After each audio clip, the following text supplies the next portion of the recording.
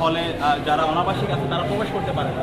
তো আমরা বিশ্ববিদ্যালয় প্রশাসনের সাথে যোগাযোগ করছি এবং আমরা নির্বাচিত হয়ে আসলে এই যে হচ্ছে আমলাতান্ত্রিক জটিলতাগুলো আছে, অনাবাসিক আমাদের ছাত্রীবোনরা যারা হলে প্রবেশ করতে পারে না তাদের হলে নিরাপত্তা এনশিওর করে আমরা সেই সবার জন্য যারা ছাত্রীরা আছে তারা এক হল অন্য হলের জন্য প্রবেশ করতে পারে সেটা আমরা এনশিওর করব। পাশাপাশি আমাদের ছাত্রীবন্ধুরা অনেক গার্জিয়ানরা বিভিন্ন প্রান্ত থেকে আসে, তারা কিন্তু তাদের হলে প্রবেশ করতে পারে না।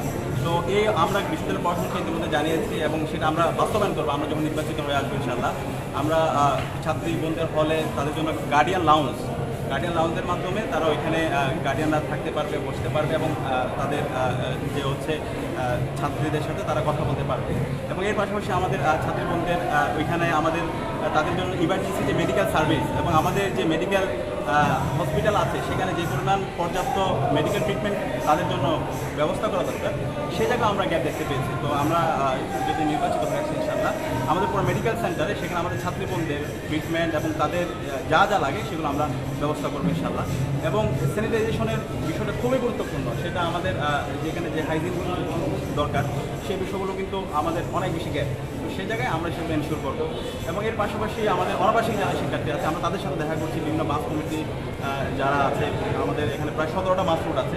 তো আমরা আমাদের অনাবাসিক শিক্ষার্থীদের সাথে বসছি এবং আমরা এটার জন্য সাস্টেনেবল একটা সলিউশন পাই, সেই জন্য আমরা কাজ করছি। আমরা নির্বাচিত হয়ে আসার পরে ঢাকা বিশ্ববিদ্যালয়ে অনাবাসিক আমাদের যারা শিক্ষার্থীরা যারা বিভিন্ন দূর দূরান্ত থেকে আসে তাদের এই বাস সংকট থাকবে না, এটার আমরা একটা পার্মানেন্ট সলিউশন করবো।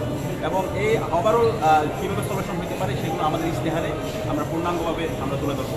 পাশাপাশি ঢাকা ইউনিভার্সিটির এই যে এখানে আমরা দেখতে পাই অনেক ভবঘুরে বিশ্ববিদ্যালয় ক্যাম্পাস অনেক ক্ষেত্রে অনিরাপদ হয়ে ওঠে। তো এই বিশ্ববিদ্যালয় ক্যাম্পাসকে ক্লিন অ্যান্ড গ্রিন রাখা, পাশাপাশি সেফটি ইনশিওর করা, সেই সেফটি ইনশিওর করার জন্য আমরা একটা রোডম্যাপ সাজাচ্ছি এবং আমরা নির্বাচিত হওয়ার পরে ইনশাআল্লাহ এই ঢাকা বিশ্ববিদ্যালয় সবার জন্য নিরাপদ একটা ক্যাম্পাস হবে এবং আমাদের ছাত্রীবন্ধুদের জন্য সবচেয়ে বেশি নিরাপদ ক্যাম্পাস হবে।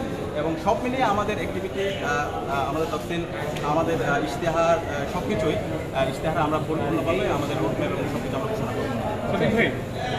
এই নির্বাচনটি যেমন এবার উৎসব মুখর তেমনি বড় চ্যালেঞ্জিং অনেক বিপত্তি রয়েছেন আপনি